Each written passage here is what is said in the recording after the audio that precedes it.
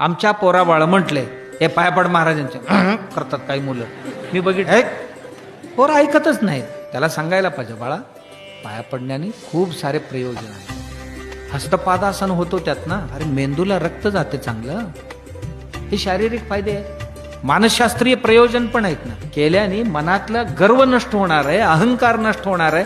अहंकार नाश झाला तर 1000 माणसं आपल्याशी जोडलं जाणार. आमच्या बाळाला आम्ही हे समजायला पाहिजे बाबा रे जी आशीर्वाद आहेत ना, ब्लेसिंग्स आहेत ना, हे तुझ्या मस्तकावर प्रक्षेपित होतात.